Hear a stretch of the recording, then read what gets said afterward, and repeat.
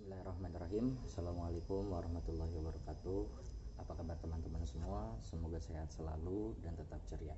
Baik, di pekan ke-9 ini kita akan sama-sama mempelajari tentang tujuan dari rukun Islam.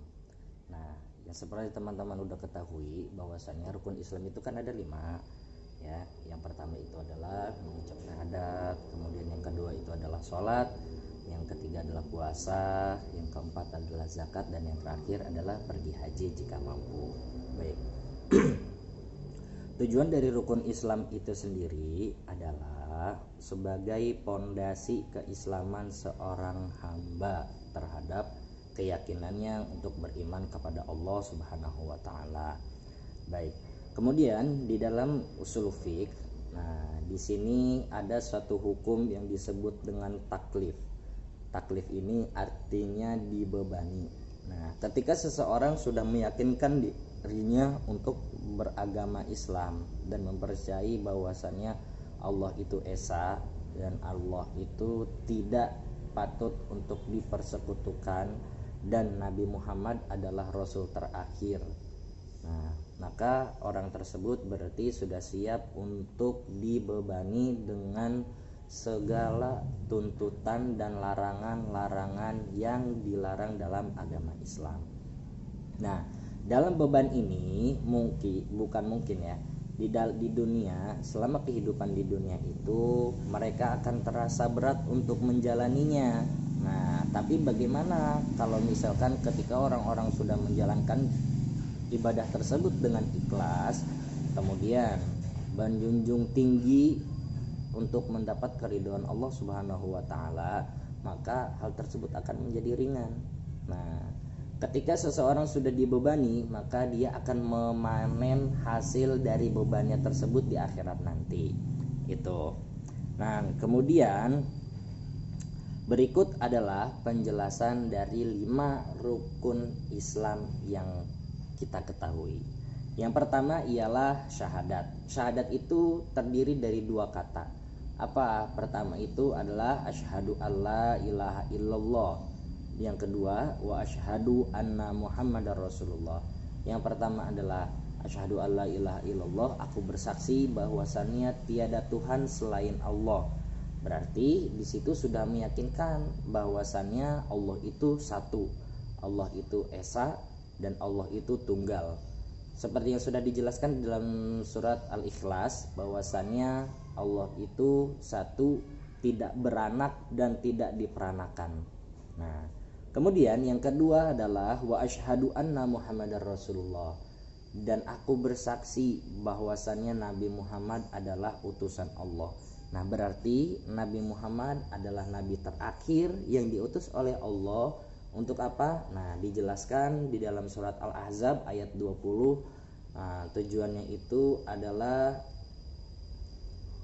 untuk memperbaiki. Nah, laqad kana lakum fi rasulillahi uswatun hasanah. Nah, ketika semuanya sudah sempurna, nah maka Nabi Muhammad dijadikan sebagai suri tauladan yang baik. Dan di dalam ayat lain dijelaskan bahwasannya innama bu'itsu liutammima makarimal akhlak. Sesungguhnya, maaf, bukan dalam ayat suci Al-Quran tapi dalam hadis, sesungguhnya Allah itu mengutus aku Nabi Muhammad bertujuan untuk liutammima makarimal akhlak, menyempurnakan akhlak kehidupan manusia.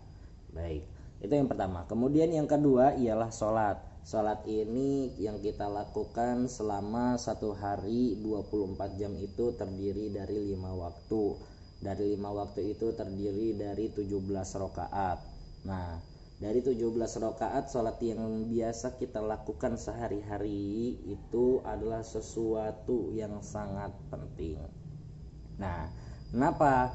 Nah, di sini dijelaskan dalam hadis Nabi bahwasannya awwalu ma yuhasabu inda yaumil qiyamah as-shalah. Amalan yang akan pertama kali dihitung oleh Allah ketika hari kiamat nanti, ketika hari hisab nanti, penghitungan amal baik dan amal buruk setiap semua manusia mulai dari zamannya Nabi Adam sampai akhir, itu yang pertama kali dihitung adalah sholatnya. Kenapa? Karena setiap orang yang melaksanakan sholat, kalau seandainya sholatnya baik maka hidupnya pun akan baik di situ. Kemudian yang ketiga adalah puasa. Nah, puasa merupakan salah satu jalan untuk menjadi hamba yang bertakwa. Kenapa? Dijelaskan di dalam Al-Quran, di dalam surat Al-Baqarah itu, ya ayyuhalladzina amanu kutiba alaikumusiyam kama kutiba alal ladzina min qablikum la'allakum tattaqun. Diperintahkan oleh Allah Subhanahu wa taala agar kalian menjadi hamba yang bertakwa. Kenapa? Karena di dalam puasa banyak sekali segala sesuatu kebaikan yang dilakukan di dalam bulan itu, maka kebaikan tersebut akan dilipat gandakan. Baik, seperti itu. Kemudian yang keempat ialah zakat. Tujuan zakat sendiri adalah sebagai pembersih harta yang dimiliki oleh setiap orang. Nah, di dalam zakat ini, zakat kan terbagi menjadi dua, yaitu zakat mal dan zakat fitrah. Zakat mal itu adalah zakat yang yang diberikan di waktu tidak tertentu. Artinya boleh kapan saja. Kemudian kalau zakat fitrah adalah zakat yang dilaksanakan pada waktu tertentu.